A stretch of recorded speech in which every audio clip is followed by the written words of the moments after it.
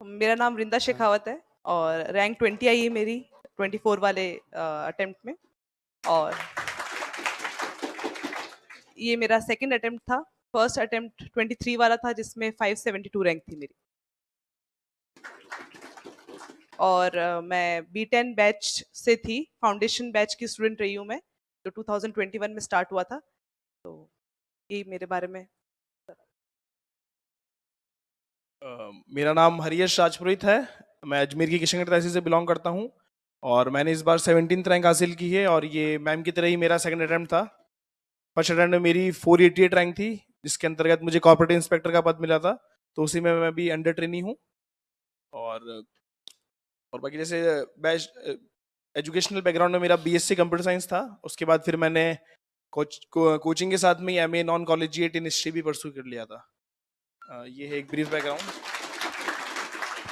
अच्छा, आप दोनों इस बार कोऑपरेटिव और सीधा? मैम सीनियर थे अच्छा AR में। अच्छा, आप स्टेट में और आप राइट में। अच्छा अच्छा, ठीक है। और इस बार दोनों बैचमेट्स, ये भी ठीक है।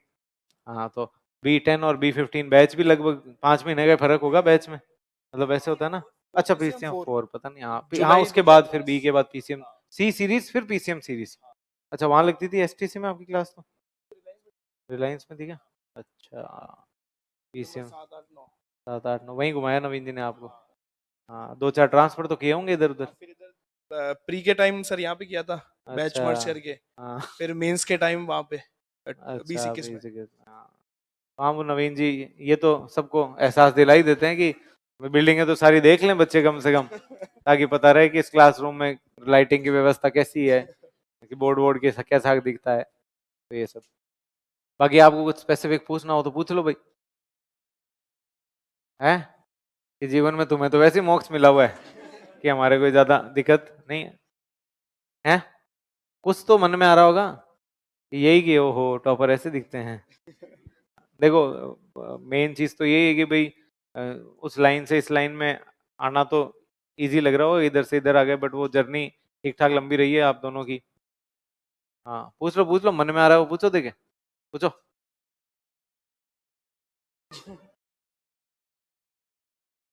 आपको ऑलमोस्ट कितने साल लगे? मेरे को सर मैंने जुलाई आपने 2022 में शुरू करी तैयारी, अच्छा, तो अराउंड 3 साल तो हो गए थे सर। मैंने जब मींस दिया था तब तो वो था, उसके इंटरव्यू 3 साढ़े 3 साल हो गए सर। मैम आपने 21? मैंने 2021 में, मार्च 2021 में मैंने लिया था कोचिंग, मतलब स्टार्ट की थी। तो 21 वाले बैच, मतलब जो वैकेंसी थी उसमें मैं एलिजिबल नहीं थी। तो मैं फर्स्ट अटेम्प्ट मेरा 23 वाला ही था। तो 2 साल अच्छे से मैंने पूरा फाउंडेशन कंप्लीट करने के बाद में, पूरी कोचिंग कंप्लीट होने के बाद में, फिर मैंने एग्जाम दिया था। वैकेंसी उसके बाद ही आई थी। मुझे 5 साल हो गए इस जर्नी में। तो एक जो अपन देखते हैं ना कि भाई टोटल सब्जेक्ट एक दिन गिनाए हुए मैंने, कितने हैं? 32 सब्जेक्ट। कितने हैं? 32।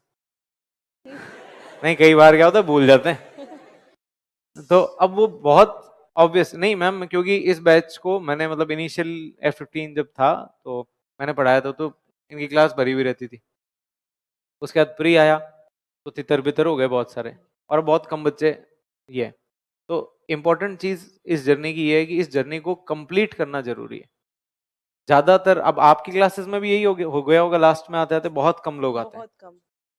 अब RS बनना मुश्किल नहीं है, RS बनने में जो पेशेंस की जरूरत होती है ना, वो नहीं रख पाते हम लोग। ये दोनों पेशेंस के एग्जाम्पल है। 2022 में बैच शुरू हुआ, आज 26 में जाके 10 दिन पहले पता चला कि हाँ ढंग से नौकरी लग गई। मैम ने 2021 में तैयारी शुरू करी, 2026 में अब 10 दिन पहले पता चला नौकरी लग गई, SDM बन गए। 5 साल, 4 साल, ये मतलब प्रॉब्लम इस जर्नी की यही है कि इसमें टाइम चाहिए आपको। आगे 30 सब्जेक्ट आपको पढ़ने हैं, 32 सब्जेक्ट जो पढ़ने हैं आपको, उसके लिए आपको पेशेंस रखना पड़ता है, आपको टाइम देना पड़ता है। और हमारा जो सोशल स्ट्रक्चर है उसकी प्रॉब्लम ये है कि वो आपसे डिमांड करता है कि नौकरी नहीं लगे, और 6 महीने से तैयारी कर रहे हो, क्या नहीं लगे? नौकरी। अरे तो हमसे पहले जो 6 महीने से कर रहे हैं वो लग जाएंगे पहले, तो फिर हमारा नंबर आएगा। बहुत बेसिक बात है। आप जैसे देखोगे इस बैच में B सीरीज PCM सीरीज आई है, उससे पहले वाले में वो F series B2 B3 B4, जैसे मेरे को याद आ रहा है मुकेश दानचारण शायद जो इस बार RPS है, उनका B4 बैच था शायद। तो अब वो होता है ना, जिसकी तैयारी जब कंप्लीट होती है उसकी नौकरी तब लगती है। अब आप लोगों के साथ आप लोगों को बस क्या रखना है, पेशेंस। इनकी जर्नी से अब वही है ना, क्या पूछे तो पूछने के लिए भले ही नहीं हो, सीखने के लिए बहुत कुछ है। सबसे इंपॉर्टेंट चीज क्या है, पेशेंस। आपको खुद भी रखना पड़ेगा, आपको अपने पेरेंट्स को भी ये चीज समझानी पड़ेगी कि ये जो हम तैयारी करने जा रहे हैं ये सिर्फ एक होता है ना कि एग्जाम पास करने भर नहीं है ये। अब 25-26 साल के होंगे, 27-24 जो भी इनकी एज रही है, तो इसके बाद अभी अगले 30-35 साल तक राजस्थान का प्रशासन संभालेंगे। अब आप 1 मिनट के लिए देखो तो नवीन जी इधर क्लासों का मैनेजमेंट संभालते हैं, उसमें ही कई बार तुम्हारा 3 बजे टाइम टेबल आ रहा होता है। नहीं, सीधी सी बात है। अब आपको जाकर के उपखंड संभालना है, उपखंड में 50 तरह के तो अधिकारी घूम रहे होते हैं, और हर तीसरा आदमी आजकल कोई मंत्री या एमएलए का रिश्तेदार है। हजारों तरह की समस्याएं आने वाली, और उसके अंदर जो की है वो है आपका पेशेंस। अब डिप्टी बनते हैं उनके साथ तो बहुत ज्यादा दिक्कत है। अब अपने पास क्या होता है, कोई भी प्रॉब्लम लेके आता है ना, सर मेरे साथ तो ऐसा हो गया, आपको अच्छा ऐसा हो गया चल। अब उसने दूसरा पक्ष सुना ही नहीं, और एक ही पक्ष सुन के निर्णय ले ले वो फिर। तो इस जर्नी में सबसे ज्यादा सीखने वाली चीज क्या होती है, पेशेंस। जो आपको जीवन भर अगले 30-35 साल नौकरी करोगे तो क्या काम आता है, पेशेंस। तो ये जो लड़ाई है, सबसे पहले तो क्या है, धैर्य, पेशेंस रखने की। बाकी अपनी तरफ से कुछ बता दो टाप रहा हूँ। जैसा कि सर ने पेशेंस का कहा, तो एक बार सर मेरे साथ भी हुआ था सर कि जब अक्टूबर में वैकेंसी जब अनाउंस हुई थी 2 सितंबर को, हाँ 24 वाली जिसमें मेरी 17th रैंक है, तो उस टाइम सर मैं थोड़ा पेशेंस खो रहा था। तो मैंने सोचा कि अब हो गया, अपन तो छोड़ देते हैं तैयारी। इवन मैं घर पे ही बता दिया कि मैं तो अब छोड़ रहा हूँ तैयारी, मेरे से नहीं हो पाएगा, बहुत लंबा प्रोसेस है, बहुत दिक्कत आती है जैसे सर कह रहे हैं। तो सर उस टाइम सर मेरे को मतलब काफी लोगों ने थोड़ा मोटिवेट किया कि नहीं नहीं तू कर, थोड़ा लंबा है, जैसा आप समझा रहे सर वैसे ही। उसके बाद सर फिर मैंने तैयारी मतलब कंटिन्यू रखी, और सर मेरा हो गया इसमें। तो सर वो पेशेंस ही था जो सर मुझे यहाँ तक लेके आया, वरना मैं छोड़ चुका था तैयारी। इवन 12 अक्टूबर 2024 मुझे याद है, उस दिन सर मैं घर चला गया था। अच्छा मैंने कहा कि अब हो गया, छोड़ो अच्छा, इसको। बोरिया बिस्तर पैक करो। हाँ तो बोले अब बिस्तर सर घर पे थे, बाकी मैं तो निकल गया था। मैंने कहा ये आते हाँ, रहेंगे। हाँ, तो वो था सर। ये इंपॉर्टेंट है। अब आप भी देखना, आपकी क्लास में से जो लोग लास्ट तक इस एग्जाम में संघर्ष करते रहेंगे ना, उनका सफलता में कन्वर्ट हो जाएगा संघर्ष। जो लोग संघर्ष करना ही छोड़ देंगे कि 3-4 सब्जेक्ट पढ़े में, पेपर तो सभी देंगे। जिसने यूं आरएस के नाम पे कोचिंग करी है, आरएस के नाम पे सोचा भी है, कोई भी व्यक्ति है राजस्थान में 5-7 लाख जो है ही हर साल फिक्स है, क्या देते हैं, पेपर देते ही देते हैं। लेकिन बात यह है कि इस संघर्ष तक 4 साल या 5 साल के संघर्ष तक जो पहुंच रहा है ना, वो सिलेक्ट हो रहा है। और ये तो उसके एग्जाम्पल है कि दोनों पिछली बार भी हो गए, इस बार भी हो गए। इसका मतलब कंटिन्यूअसली क्या करते रहे, संघर्ष। खेल यही है। और आपको कुछ तो मन में आ रही होगी, कुछ बोल देते हैं। पेशेंस का ऐसा है कि अब काफी एग्जाम्पल ऐसे भी होंगे जिन्होंने 2 बार दिया, 3 बार दिया, फिर भी नहीं हो रहा, और फिर वो 4th टाइम देते हैं, 5th टाइम देते हैं, फिर जाके हो जाता है उनका। तो मैं तो मानती हूँ उनका पेशेंस फिर किस लेवल का होगा वो और भी बड़ी बात है, क्योंकि हमने तो फर्स्ट टाइम दिया, फर्स्ट में सेलेक्ट तो हो ही गए थे, मोक्ष चलो इसमें सेकंड वाले में मिला। तो ऐसा है कि फिर भी हमें तो कम स्ट्रगल करना पड़ा, क्योंकि सबकी स्ट्रगल स्टोरी अलग होती है। अब उन लोगों का पेशेंस और भी ज्यादा है, तो पेशेंस जब हमें दिखाना पड़ रहा है 4-4 5-5 साल का, तो उनको कितना दिखाना पड़ रहा होगा। तो इसलिए नहीं कि अब हमने चाह सब चीज चाहिए जल्दी कि आज पढ़ लिया कल हमें सिलेक्शन मिल जाए, वो तो पॉसिबल देखो है नहीं। प्रोसेस थोड़ा लंबा है, पेशेंस रखोगे, रेगुलर पढ़ते रहोगे, तो आपको भी श्योरली है कि आपको भी मिल जाएगा सिलेक्शन। तो बस याद करते रहो, रिवाइज करते रहो, जैसा सर कहते हैं, जैसे फैकल्टी जो भी कह रहे हैं यहाँ पे, उनको फॉलो करते रहोगे तो सब इजीली हो जाएगा। हम भी यही करते थे, हम और कुछ अलग से नहीं करते थे, जो भी सर यहाँ पे बोलते, जो फैकल्टी हमें बोलते करने को, हम बस उसी फॉलो फॉलो करते थे। कोई फॉलो करता है, कोई नहीं करता है, जो नहीं करते हैं वो आप देख सकते हैं वो बाहर है, जो करते हैं वो आगे हैं। तो अगर आप फॉलो करते हैं उसको, पर ये बड़ी बात है कि लंबे टाइम तक कौन उसको कंटिन्यूअसली फॉलो करते रहता है। तो आप भी करो, टेस्ट जरूर लिखना, मेरा तो सबसे इंपॉर्टेंट यही सबको सजेशन है, टेस्ट स्किप मत करो, क्योंकि मैं देखती हूँ टेस्ट के टाइम पे जितनी स्ट्रेंथ पढ़ाई के टाइम पे या क्लासेस में होती है, टेस्ट में बिल्कुल होती ही नहीं है। बेस्ट तो यूं। ये हमारे बैच के साथ भी था, ऐसी बात नहीं है, हमारे बैच जब हर हमारा वाला बैच की बैच था, कहानी है हर ये। बैच की कहानी है। हाँ, और यही वही होता है ना, लास्ट तक जो टेस्ट दे रहा है, मतलब सेलेक्ट सारे थोड़ी होते हैं। अब आपके बैच से आप देख, बिल्कुल बहुत बड़े बड़े बैचेस बनते हैं और लास्ट में आते आते उसमें बहुत कम बच्चे उस फेज में लास्ट तक रह पाते हैं तो। मुझे याद है हमारे बैच में लास्ट में 4 या 5 बच्चे रह गए थे, फिर नवीन जी हमें अलग अलग क्लासों में मर्ज करके पढ़ाते थे और हम भागते रहते इधर उधर, लेकिन हमने हाँ छोड़ा नहीं। लास्ट में इतनी कम स्ट्रेंथ हो जाती है, चले जाते हैं इधर उधर। तो एक बार चले गए तो फिर आप मान लो कि कम बैक करना तो मुश्किल है, फिर वही। बहुत मुश्किल है। क्योंकि अब जैसा है कि भाई जो सब्जेक्ट आपने क्लास में बैठ के पढ़े हैं, तो मैं बहुत बार बोलता भी हूँ, उन सब्जेक्टों में आपको कॉन्फिडेंस रहेगा। बिल्कुल जो आपके क्लास में छूट गए वो एग्जाम तक छूटे हुए रहते हैं। अब मेरे बिल्कुल को तो ऐसा लगता है, आप लोगों को ऐसा बिल्कुल लगता नहीं है सर, सेम सबके हाँ, साथ यही हो रहा है। हाँ। अब ये गुलदस्ते रख दो, बोले बाहर नहीं करना अपन। तो इतना इतना दुख एक पाने एक इंसिडेंट मेरे साथ हुआ था कि जब 488 रैंक आई खुशबू तो आ रही है अभी भी, तो हाँ। मुझे ऐसा लगा कि यार जॉब मिलेगी नहीं कि मिलेगी। तो मैं धनतेरस थी उस टाइम, सर और नवीन सर वहाँ थे ऑफिस में। तो मैं सर के हाँ, पास गया कि सर मिलेगी कि नहीं मिलेगी सर जॉब, मेरे को तो है। तो सर ने कहा नहीं नहीं मिलेगी, क्यों नहीं मिलेगी। तो सर ने फिर मेरे से पूछा कि यार आपने कैसे करी तैयारी, क्योंकि मेरा बैच ऑलमोस्ट रनिंग ही था, सर ने पढ़ाया। तो सर ने पूछा कि यार क्या क्या सोर्सेज यूज किए। तो मैंने सर उस टाइम आपको बताया था, मैंने कहा सर मैं तो सिर्फ कोचिंग के नोट्स अपने पढ़े गया था और थोड़ा बहुत मैंने एक्स्ट्रा सर को बताया। सर ने कहा वो अपन करते ही हैं, जैसे डीओपी का मैं लेटर्स वगैरह यूज करता था ऑफिशियल, ताकि मैं अच्छी लैंग्वेज लिख पाऊँ लेटर्स में। तो वो था। फिर सर उसके बाद में इस बार भी सर मेरी 17th आई सर, इस बार भी सर मैं सिर्फ नोट्स पढ़ गया हूँ। अच्छा हाँ, मुझे याद है कि मैंने आप आए थे तो मैंने पूछा था हाँ यार बताओ तो सही ऐसा हाँ क्या पढ़ा, क्योंकि आज के लिए बहुत चलता है ना कि भाई मॉल ज्यादा बनाते हैं ये कि भी पढ़ कुछ नहीं लिया आता। वो भी हाँ पढ़ लिया। मैं पूछ ही लेता हूँ टॉपरों से, भाई कुछ अलग पढ़ा है तो मेरे को बताओ, मैं टॉपरों को बता दूं कि भाई आज के लिए भी पढ़ना पड़ता है। तो हाँ ये मैं पूछ ही लेता हूँ तो हाँ। तो फिर उस टाइम फिर मैंने सोचा था हाँ, कि अपन कुछ और भी एक्स्ट्रा पढ़ेंगे, पर सर मैं कुछ भी नहीं पढ़ गया था literally, to be very honest. और सिर्फ मैं अच्छा नोट्स ही पढ़, मतलब मैं तो कहता हूँ कि नोट्स कंप्लीट हो जाए सर, वही एक बहुत बड़ा टास्क होता है। आप दूसरा तो कैसे पढ़ रहे हो, मतलब आप में से में किसी को भी 100% नोट्स नहीं आते होंगे, मतलब कोई भी नहीं होगा। और हाँ। उसके बाद भी अपन सोचते रहते हैं कि ये भी पढ़ लो वही पढ़ लो, चाहे पहले वो तो कंप्लीट कर लो कि जो बेसिक है। तो वो रहता है सर एक इसमें। 100 और इनमें कहीं हो तो 5-10% ही नहीं पता, टॉपिक के नाम भूल गए। अच्छा ये भी होता है क्या? और हाँ, एक और अभिषेक सर की एक बहुत अच्छी एडवाइस है सर, मैं तो हर बैच में बताता हूँ, जहाँ पे भी जा रहा हूँ, कि जैसा वो मेरे से आंसर राइटिंग का पूछते हैं कि आंसर राइटिंग कैसे करे, तो सर का उसमें बहुत अच्छा था कि भाई याद कर लो, आंसर राइटिंग उस टाइम हो जाएगी सारी।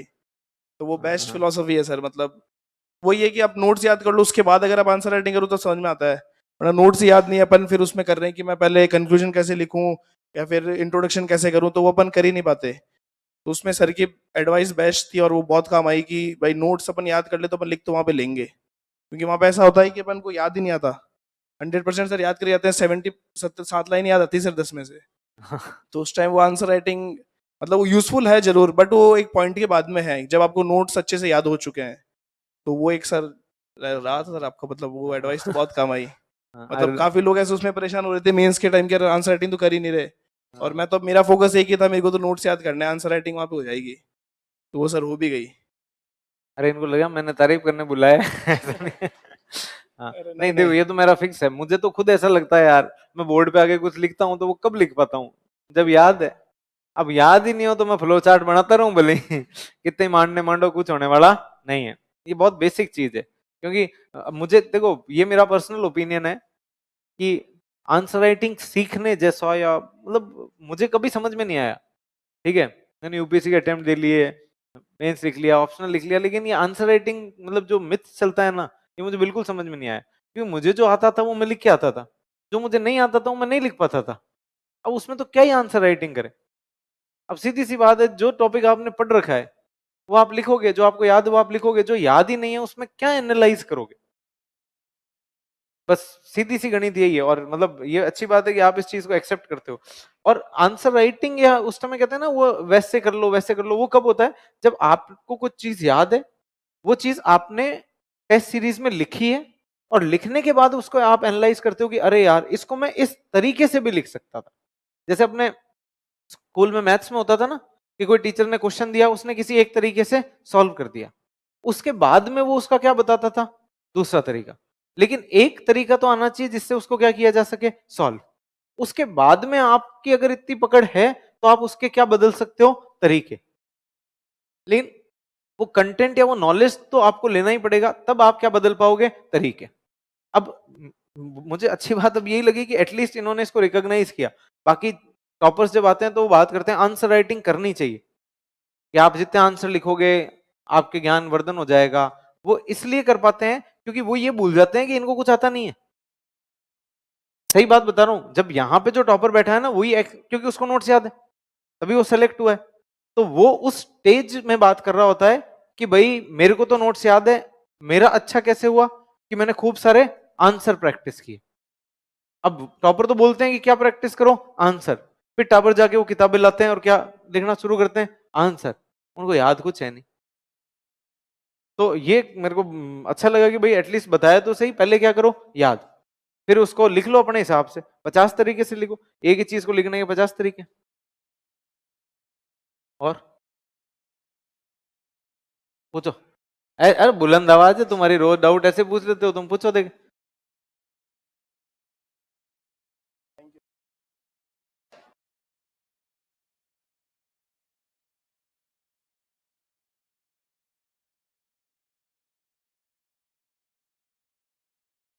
हाँ दे दो, माइक आ गया, माइक। सर जैसे आप अपनी आरएएस की जर्नी है, अपन फाउंडेशन बैच ज्वाइन करते हैं तो बैच भी काफ़ी लंबे समय में होता है कंप्लीट, और अपनी जर्नी भी काफ़ी लंबी, किसी की एज नहीं हो पाती, किसी ग्रेजुएशन नहीं हो पाती। तो सर जैसे अपना बैच चल रहा है और बीच बीच में ऐसा होता है कि कभी रेलवे की वैकेंसी आ रही है, कभी उसकी आ रही है, कभी उसकी आ रही है, घर वाले बोलते हैं कि इसमें भी डाल दो उसमें भी डाल दो, क्योंकि अभी मेरी जैसे आरएएस की लिए एज घट रही है अभी 1 साल, तो घर वाले बोलते हैं कि जो भी भर्ती निकले सब में डाल दो।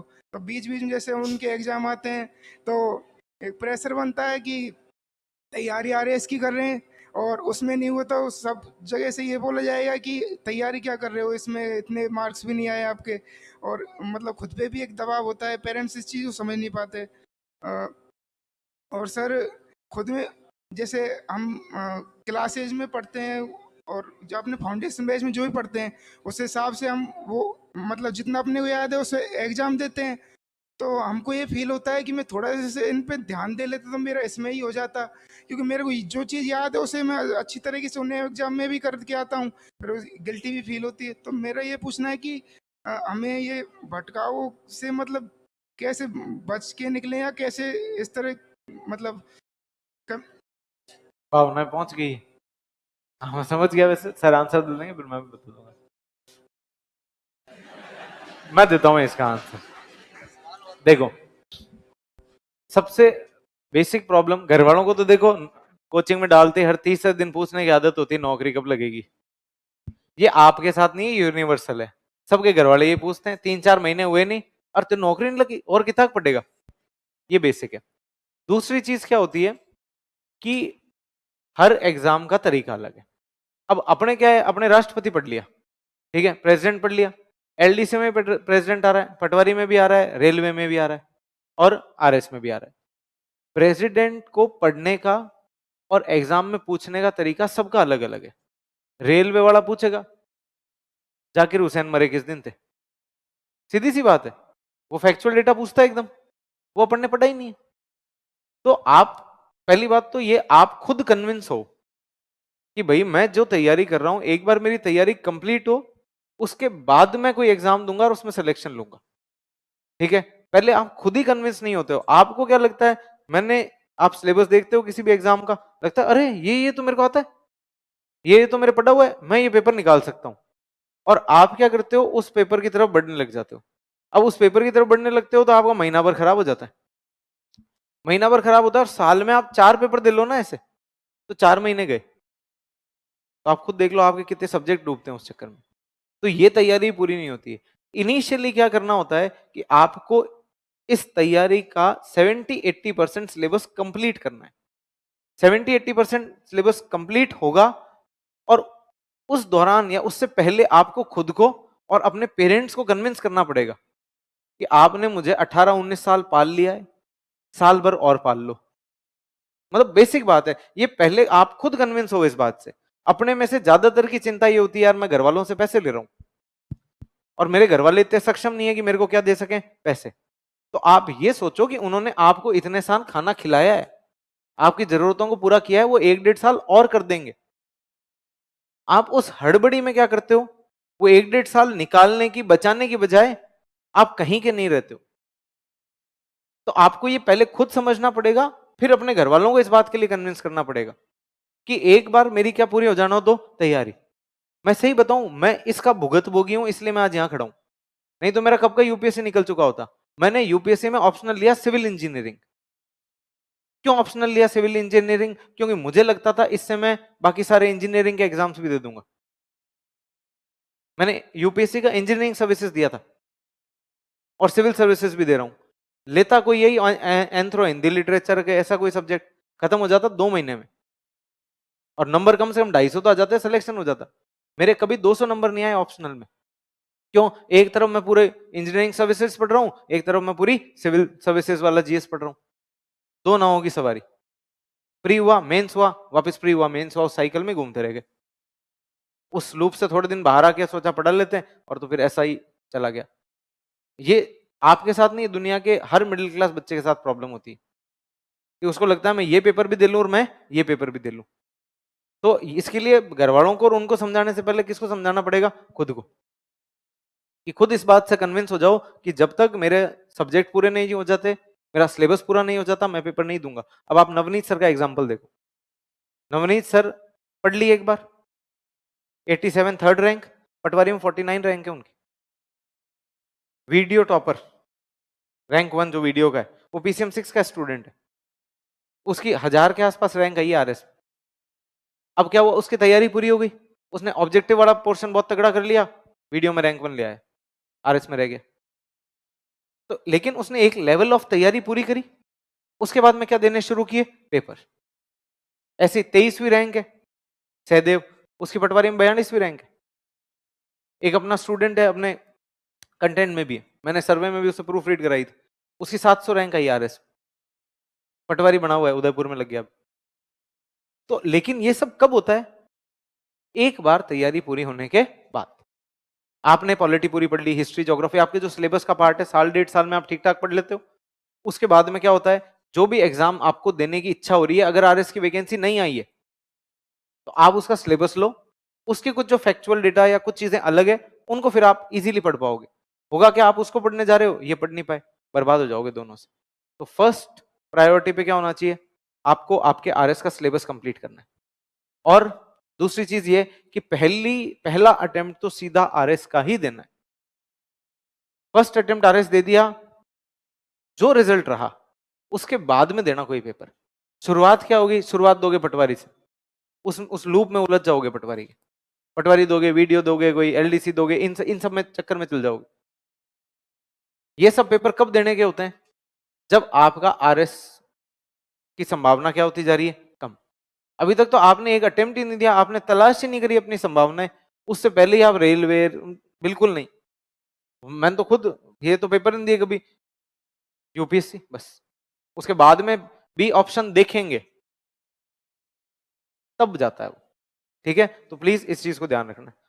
बाकी आप कुछ कहना हो तो, मतलब इसमें यही है कि भाई आपको पहले अपनी जर्नी पूरी करनी है, और घर वालों को और खुद को कन्विंस करना है, भूखे नहीं मरूंगा, कुछ ना कुछ जीवन में कर लूंगा। है? पूछो।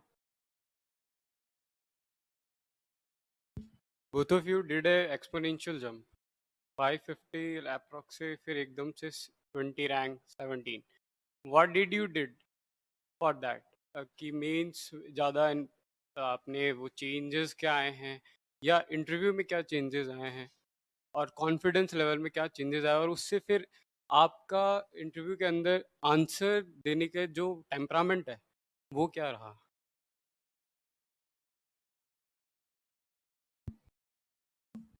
तो तैयारी तो ऐसी बात नहीं थी कि मेरे पहले वाले अटेम्प्ट में नहीं थी, पूरी थी तैयारी। तो एक कुछ चीज होती है कॉन्फिडेंस वाली भी। जब पहला अटेम्प्ट होता है तो कॉन्फिडेंस थोड़ा सा लो होता है, बेरोजगार होते हैं, सबसे बड़ी बात तो डर लगता है अगर इसमें कुछ नहीं हुआ तो क्या होगा, अगर कुछ गलती हो गई, क्योंकि 3 घंटे होते हैं, उस वो डिसाइडिंग होता है अपना 3 घंटा। तो इसमें ये चीज अगर नहीं हुई तो फिर मैं क्या करूंगी, या मुझे और कितना स्ट्रगल करना पड़ेगा, वो सब आता है थॉट। पर मैं ये एडवाइस करूंगी कि प्लीज उन घंटों में वो थॉट ना लेके आए। मेरे साथ ये हुआ था कि वो चीज हो गई और मैंने क्वेश्चन जो है वो अच्छे से पढ़ नहीं पाई। 10-10 नंबर के 3-4 क्वेश्चन ऐसे हो गए, लिखा कुछ और था, समझ कुछ और लिया। और ये होती है, जब ये हम क्लास में बैठते थे तो जो भी फैकल्टी थे वो हमेशा ये बोलते थे कि आपको क्वेश्चन अच्छे से पढ़ना है पहले, उसके बाद आंसर करना है। आप जल्दबाजी में क्या करेंगे, क्वेश्चन कुछ और पढ़ेंगे, लिखेंगे कुछ और। तो मैं सोचती थी ऐसा थोड़ी ना होता होगा, ऐसे क्या होता है, क्वेश्चन लिखा है वही तो पढ़ेंगे। और कभी टेस्ट में ऐसे कभी दिक्कत आई नहीं, लेकिन जब वहां गए तो एक्चुअल में प्रेशर फील हुआ और उसमें मैंने गलतियां की। तो ये गलती मेरे साथ में हुई थी। फिर उसके बाद में दूसरी चीज थी, फोर्थ पेपर के अंदर मैंने याद तो सब कुछ किया था, लेकिन वहां जाके मुझे चीजें मैं भूलने लग गई। उसका एक रीजन है कि मैं लिख लिख के याद नहीं की चीज। जो ग्रामर वाला पोर्शन है वो इतना वास्ट होता है कि अगर आप सिर्फ पढ़ पढ़ के याद करोगे तो आपको लगेगा तो सही कि आपको याद सब कुछ है, लेकिन जैसे ही आपके सामने वो क्वेश्चन आएंगे और सामने खाली पेज दिखेगा तो आपको वो बुक याद जरूर आएगी कि हाँ पे ये था तो सही, लेकिन था क्या, वो दिक्कत हो जाती है। तो मेरे तो ये था मेन तो कि एक तो कॉन्फिडेंस, नेक्स्ट टाइम पे मेरा इंटरव्यू कॉल हो रखा था, कॉन्फिडेंस अपने आप में था, फिर लगा कि चलो ठीक है अब कर सकते हैं। और मैंने क्वेश्चन बहुत अच्छे से पढ़ा, क्वेश्चन अच्छे से पढ़ा, जो आता था उसको और अच्छे से किया और जो नहीं आता था उसको एवरेज किया, छोड़ा कुछ भी नहीं, पेपर नहीं छोड़ा मैंने। जो नहीं आता है आप उतना तो लिख सकते हो कि आप मैनेज कर लो आंसर को, आसपास के डायमेंशन लिखोगे पूरे नहीं तो कुछ तो मिलेगा आपको। तो वहां पे वो चीज हुई। फोर्थ पेपर में मैंने लिख के याद किया तो चीजें याद अच्छे से थी, तो मैं अच्छे से अटेम्प्ट कर पाई उसको। और कुछ वैल्यू एडिशन आप अपने लेवल पे कर सको, जैसे मैंने करंट अफेयर्स थोड़ा और अपना स्ट्रॉन्ग किया था लास्ट टाइम। जैसे 23 वाले में करंट अफेयर्स मेरे थोड़े वीक थे, तो करंट वाले क्वेश्चन में इतने अच्छे से अटेम्प्ट नहीं कर पाई थी। फिर जब 24 वाले में मैंने करंट अफेयर्स को और अच्छे से किया तो करंट अफेयर्स वाले क्वेश्चंस भी मेरे अच्छे से हो गए थे। तो मेरे साइड से तो ये इम्प्रूवमेंट थे। बाकी सर मैं मेरा बता देता हूँ कि जब 488 रैंक आई थी तो 23 वाला मेरा फर्स्ट अटेम्प्ट ही था, तो तैयारी भी इतनी अच्छी नहीं थी। तो मैंने ऐसा जैसे ही पेपर आया तो मैंने सोचा कि जो आता है वो अच्छे से कर लेता हूँ, बाकी छोड़ दो। तो मैंने उसमें काफ़ी क्वेश्चन छोड़े। जैसे पेपर 1 के अंदर सर एक क्वेश्चन था वातर वाचनिका वाला, वो अपने नोट्स में था, आर्ट एंड कल्चर में राजवीर सर पढ़ाते हैं, पर सर वो मैंने छोड़ दिया था, तो वहाँ पे आया नहीं, तो मैंने उस क्वेश्चन को ब्लैंक छोड़ दिया। इवन जो सन टेम्पल वाला क्वेश्चन था 10 मार्क्स का, वो भी अपनी नोट्स में है अच्छा खासा, ओशिया के झालावाड़ के, उस टाइम सर मेरे को क्लिक ही नहीं किए। तो मैंने सर उसमें अभी मेरे को अभी कॉपीज भी आ गई, मैंने अभी तक डाउनलोड करनी है सर, उसमें मेरे को अभी याद है, मैंने सिर्फ उसमें इतना से लिखा कि sun temples are dedicated to sun god, अच्छा और बस। वो ब्लैंक छोड़ के मैं आ गया। तो उस टाइम काफी क्वेश्चंस मैंने छोड़े, मैंने कहा जो आता है वो कर लो, वो खूब है, और बाकी देखा जाएगा। तो चॉइस वाले के अंदर फिर मैंने ये सर कसम ही खा ली थी कि मैं छोड़ के कुछ नहीं आऊंगा, मैंने सारे क्वेश्चन अटेम्प्ट कर लिए, तो उसकी वजह से इंप्रूवमेंट हो गया सर। पिछली बार 22 मार्क्स ही थे कट ऑफ से ऊपर, इस बार 55 है। ये तो तो बहुत वो अच्छा सिर्फ ये था सर, हाँ। और बाकी इम्प्रूवमेंट का, और सर मैंने मेंस में तो वही था, अपने नोट्स के अलावा सर मैंने कुछ किया नहीं था, तो मैंने उस पर फुल काम किया कि मैं नोट्स पूरे अच्छे से याद करके जाऊंगा और छोड़ूंगा कुछ नहीं। तो उसी का एक बेनिफिट था कि आपको भी ध्यान रखना है कि छोड़ना कुछ नहीं पेपर में। और एक होता है कि सर इवन मैं आपको बताऊं सर, जब मेंस था अपना, तो सर मुझे क्या जुकाम हो गया था, वो सर मतलब बाहर तो गर्मी थी और इसी में लाइब्रेरी हाँ। जाते थे, तो जुकाम हो गया बहुत गजब लेवल का, और सर मैंने दवाइयाँ ले लेके सर पेपर दिए सारे। ओ, फिर तो नींद हो रही है उनमें तो। हाँ हाँ, चौथे पेपर में लास्ट में कुछ दिख रहा था कि नहीं दिख रहा था? हैं? तो वैसे ऐसा होता है कि फोर्थ पेपर आप जब नेक्स्ट डे शाम को दे रहे होते हो तो आंखें एग्जॉस्ट एक हो बार जाता ऐसे बड़ा से आंख करके क्वेश्चन देख लो, फिर आंख मीच के लिखो, ऐसे ही होता है ना? है, एग्जॉस्ट हो हाँ, जाते हैं, मतलब उस टाइम लगता है कि बस ये, खत्म हो जाए ये और फ्री हो। हाँ, क्योंकि आप 2 दिन से लगातार पेपर दे रहे होते हो, जब फोर्थ पेपर के आखिरी के आधे पौन घंटे में बैठते हैं ना, तो वहां पर ऐसे यूं सर भारी, आंखें जल रही है, एक बार आंखें बड़ी करके क्या पढ़ना पड़ता है क्वेश्चन, और फिर आंख बंद कर लो और बस लिखते जाओ। और इस बार सर वो समर सीजन था, जो मतलब इतने तो ओ। सर वो स्वेटिंग और वही जुकाम हो रखा था, उसमें दिए। पर सर उसमें सर एक मेरा था कि इस बार सर क्वेश्चन थोड़े इन्होंने अटपटे पूछे, तो सर मेरा कॉन्फिडेंस सर इसमें ये था कि मतलब वो हाई था बहुत, कि मतलब सारे क्वेश्चन करूंगा और बहुत अच्छे से करूंगा। मतलब सर काफी मेंस में ऐसा होता है कि लोगों के हाथ पैर फूल जाते हैं, थोड़ा सा टफ क्वेश्चन देखा पेपर 1 जिसका खराब हो उसके सारे फिर पेपर भी करते हैं। बिल्कुल हाँ, एक तो ये कॉन्फिडेंस, जैसा मैम ने बताया और सर ही बताते हैं कि confidence is the key to success. क्योंकि जैसे ही पेपर हो, अगर उस टाइम अगर हाथ पैर फूल गए तो वो गए 2-4 साल की जो आप तैयारी कर रहे हो वो वहीं पे पूरी पानी हो जाती है। तो ये सर एक तो मैंने पेपर नहीं छोड़े और कॉन्फिडेंस था सर इस बार पूरा। इंटरव्यू के अंदर एक्चुअल में हुआ क्या है कि लास्ट टाइम सर एक्सपर्ट्स ने सर थोड़ा ग्राइंड काफी कर लिया था मेरे को। अच्छा।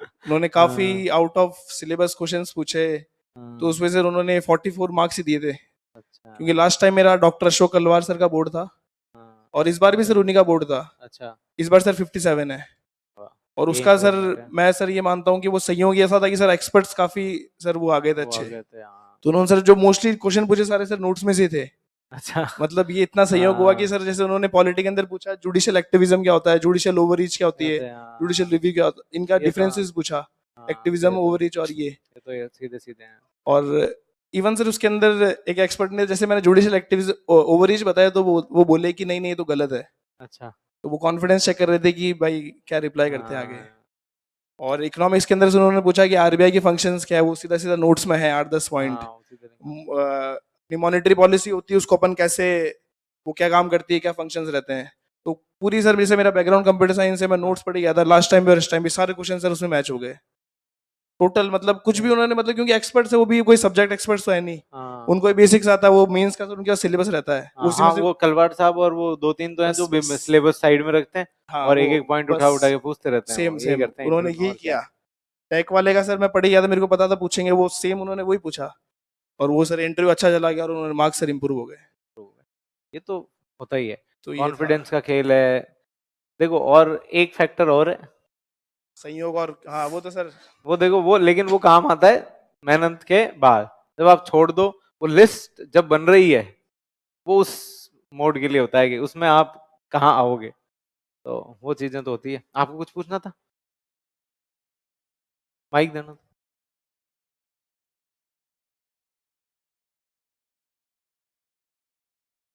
हाँ और कोई नहीं, अच्छा ठीक है, पूछ लो पूछ लो।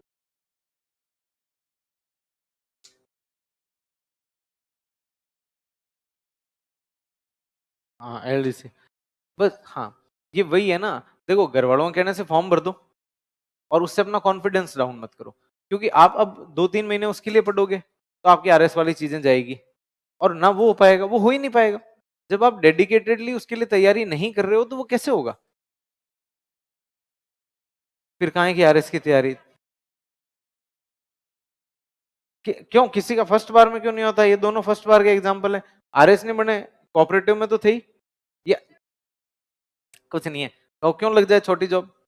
ये एक घर वालों में मिथ जो हमारे समाज में डेवलप हो रहा है, एक बार क्या ले लो छोटी नौकरी, फिर क्या लग जाना बड़ी नौकरी, तो कहो मैं एक बार बड़ी की ट्राई कर लेती हूँ, नहीं लगी तो क्या ले लूंगी छोटी नौकरी।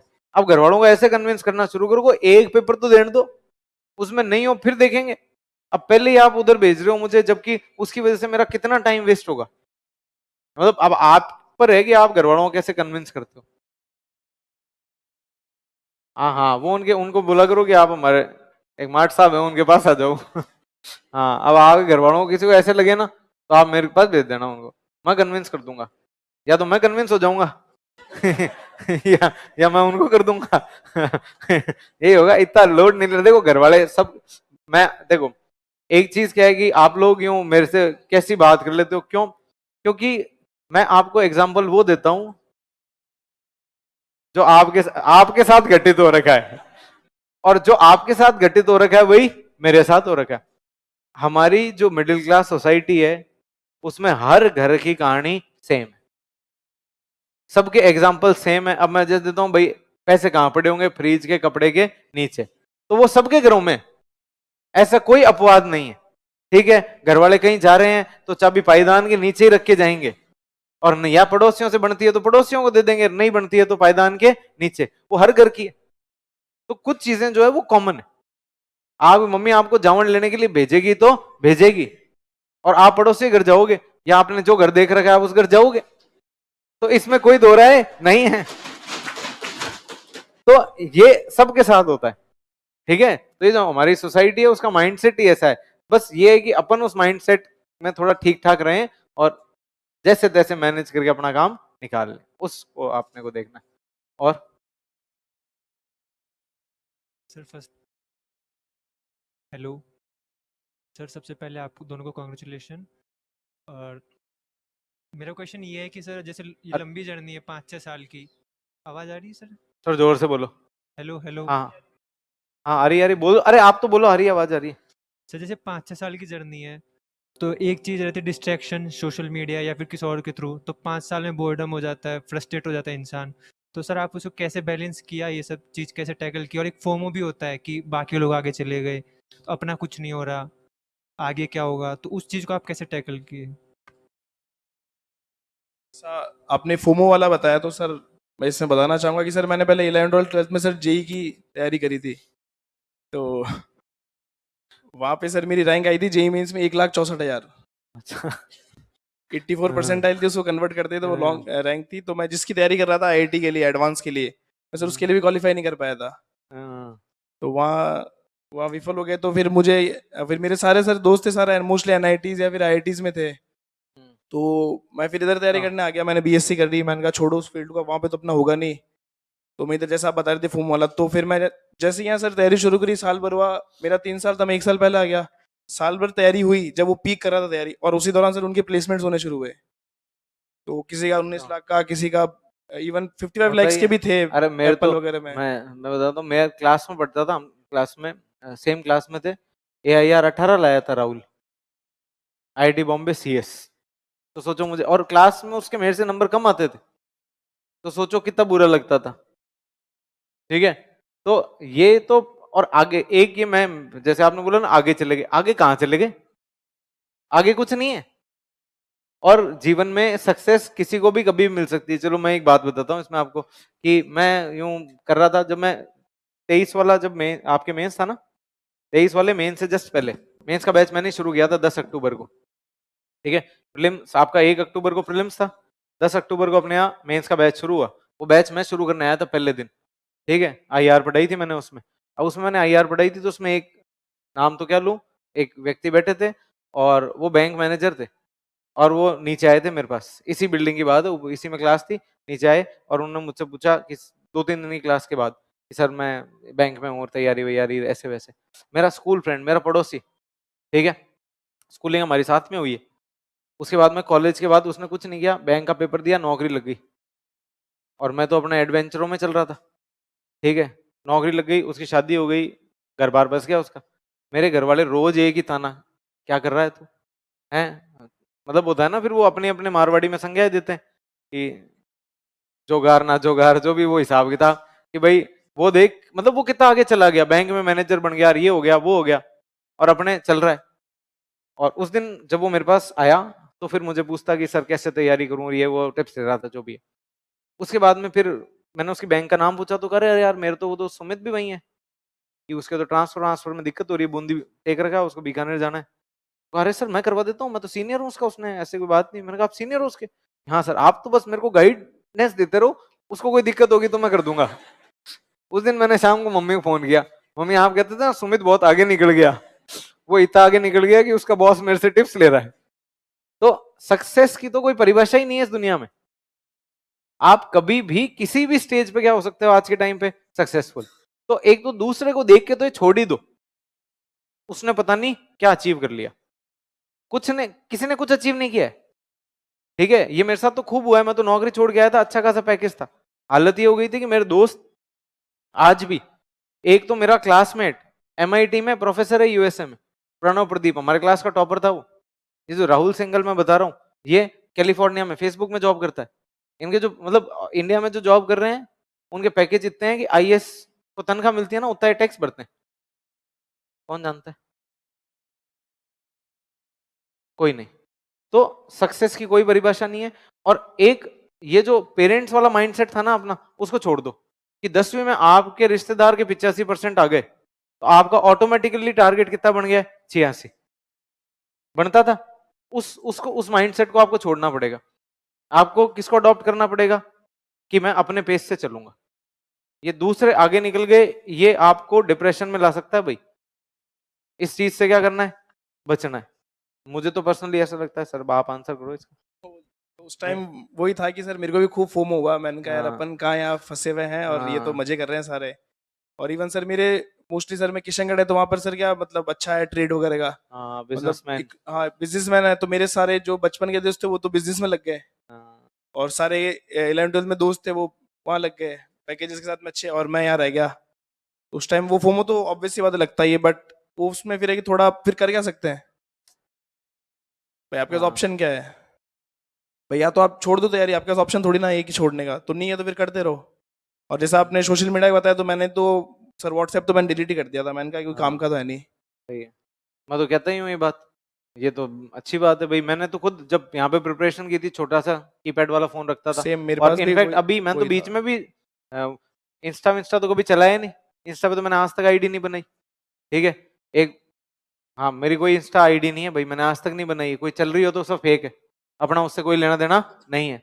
दूसरा, बीच में तो मैं व्हाट्सएप तो चलते फिरते अनइंस्टॉल करता हूँ, बीच में 3 महीने के लिए अनइंस्टॉल, जब मुझे कुछ नया पढ़ना होता है तो डिस्ट्रैक्शन होता रहता है भाई, मैसेज वैसे आते हैं तो क्या कर दो, व्हाट्सएप उड़ा दो।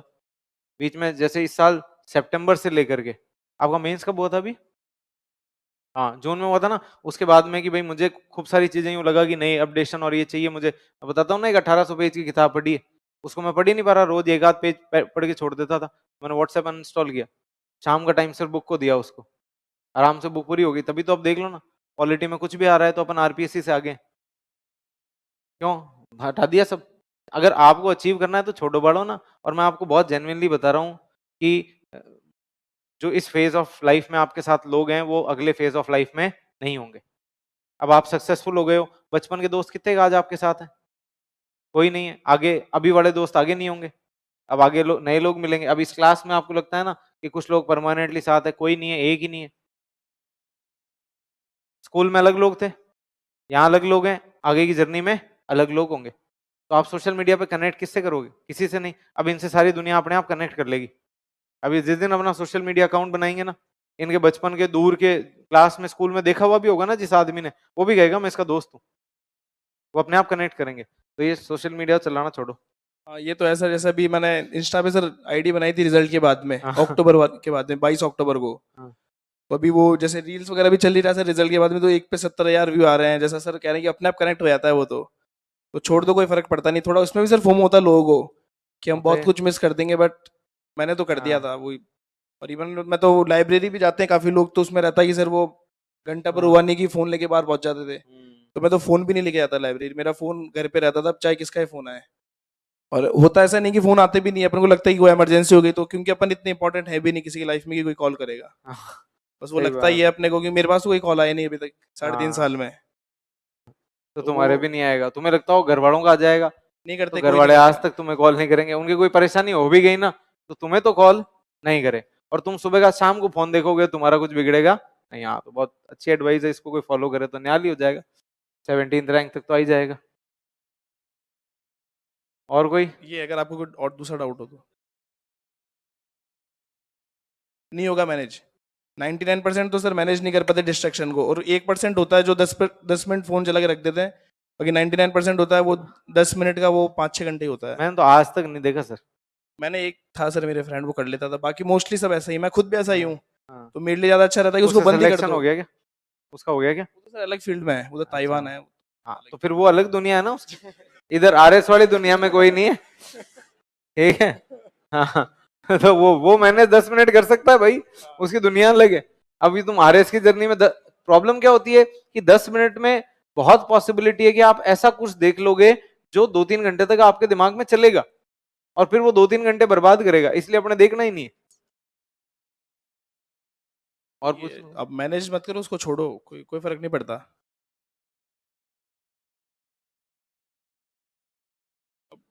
बोर्डम का ऐसा था कि मेरा थोड़ा फ्रेंड सर्कल अच्छा था, मेरा बचपन का दोस्त मेरे साथ तैयारी कर रहा था, तो मैं उससे बातें वगैरह कर लेता था, थोड़ा घूम लेते थे, डिनर करके थोड़ा अपन वॉक पे चले गए, तो वो हो जाता था। थोड़ा बोर्डम होता है, इवन मेरा भी वेट बढ़ गया था, बट वो थोड़ा होता आपको कीमत चुकानी पड़ेगी। वो अपन कहते हैं सर कि there are no free lunches, सही बात है, तो फ्री में तो आपको कुछ नहीं सब कुछ मिलेगा, पेड मतलब है, सब कुछ पेड है। तो कहीं ना कहीं कोई ना कोई किसी ना किसी चीज की कीमत चुका ही रहा होता है। और आपको भी चुकानी पड़ेगी अगर आपको मतलब इधर फीस फील्ड में आना है तो। हर कोई चुका रहा है भाई, कोई ऐसा नहीं है जो नहीं चुका रहा है। और पीछे वालों अपने मौज है। और किसी के मन में कोई जिज्ञासु प्रश्न? कोई प्रश्न नहीं है किसी के? नहीं? चलो फिर, थैंक यू सो मच, आपने अपना कीमती समय दिया। और ये अपने आप में बहुत बड़ा अचीवमेंट है जो इन्होंने अचीव किया है, 17 और 20 रैंक, तो मतलब ड्रीम है भाई। सही बात तो यही है कि आप राजस्थान में जब आरएस की तैयारी शुरू कर रहे हो तो यही सोचते हो क्या बन जाऊं, आरएस, तो वो ये आरएस बन गए हैं। चलो, तो थैंक यू सो मच।